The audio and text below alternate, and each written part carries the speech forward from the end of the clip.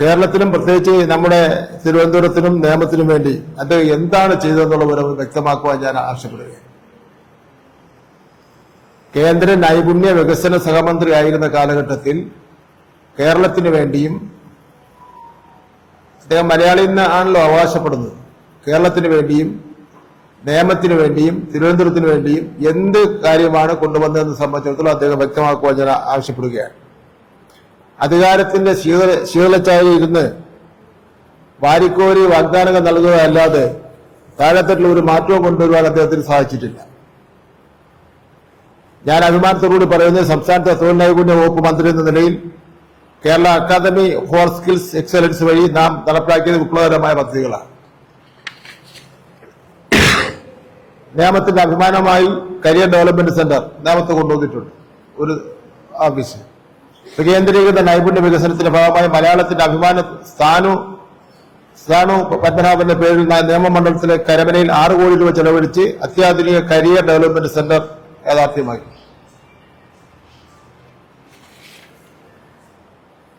ആഗോള തൊഴിൽ വിപണിയും ജർമ്മൻ പങ്കാളിത്തവും നേരത്തെ തന്നെ പറഞ്ഞിട്ടുള്ള കാര്യം തന്നെയാണ്.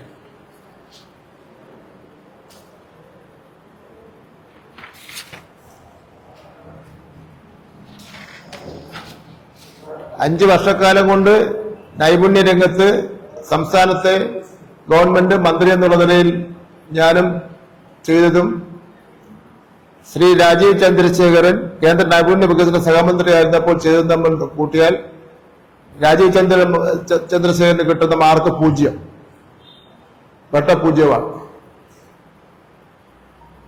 കേരള ഗവൺമെന്റ് എ ഗ്രേഡ് 100-ൽ 100.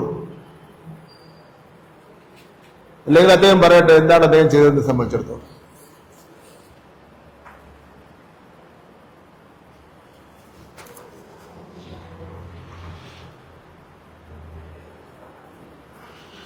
ഈ കഴിഞ്ഞ 5 വർഷക്കാലം കൊണ്ട് നയമണ്ഡലത്തിൽ നടന്നത് സമാനതകളില്ലാത്ത വികസന വിപ്ലവമാണ്. ജാതിയോ മതമോ രാഷ്ട്രീയമോ നോക്കാതെയുള്ള വികസന പ്രവർത്തനങ്ങളാണ് നടന്നത്.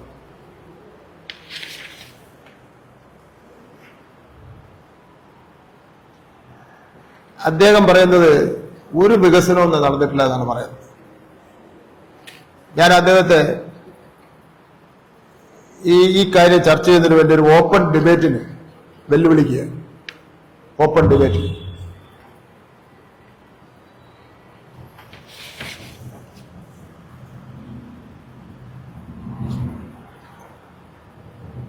ഇരുപത്തിമൂന്ന് സ്കൂളുണ്ട് ടോട്ടൽ.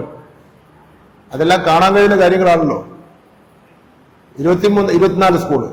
24 സ്കൂളിൽ 19 സ്കൂളും പുതിയ സ്കൂളാണ്, പുതിയ കെട്ടിടങ്ങളാണ് 19 സ്കൂളിന്. അത് വികസനമല്ലേ? 75.39 കോടി രൂപയാണ് മുടക്കിയിട്ടുള്ളത്. ശ്രീ രാജീവ് ചന്ദ്രശേഖരന്റെ ആരാണിത് ഈ കള്ളത്തരങ്ങളൊക്കെ എഴുതി കൊടുക്കുന്നതെന്ന് അറിയില്ല. വാഴമുട്ടം ഗവൺമെന്റ് ഹൈസ്കൂളിന് മാത്രം 11.30 കോടി രൂപയാണ് നൽകിയത്. 15 സ്കൂളുകളിൽ വർണ്ണക്കൂടാരങ്ങളുണ്ടായി.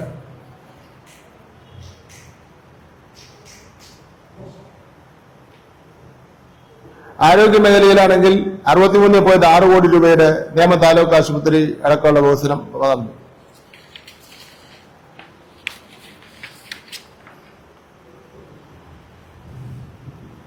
ശാലയിൽ അദ്ദേഹം മനസ്സിലാക്കേണ്ടത് പുതിയൊരു IT കൊണ്ടുവന്നു നിയമമണ്ഡലത്തിൽ. സാധാരണഗതിയിൽ ചാക്ക IT ഉണ്ട്, കഴക്കൂട്ടം വനിതാ IT ഉണ്ട്, നെയ്യാറ്റിൻകര മോഡൽ IT ഉണ്ട്. പിന്നെ ഒരു IT തിരുവനന്തപുരത്ത് കിട്ടാൻ സാധ്യതയില്ല. ഇതിവിടെ ചാക്ക ഒരു IT തന്നെ കൊണ്ടുപോകും. IT സാറിന് സ്ഥലം കിട്ടാറില്ല. സർക്കാർ വക സ്ഥലം, ഗവൺമെന്റ് വിദ്യാഭ്യാസ വകുപ്പിന്റെ സ്ഥലം ഞാൻ അത് കൊടുത്തു. 51.32 ലക്ഷം രൂപയുടെ എന്റെ പദ്ധതിയാണ് അതിന് ആയിട്ടുള്ളത്.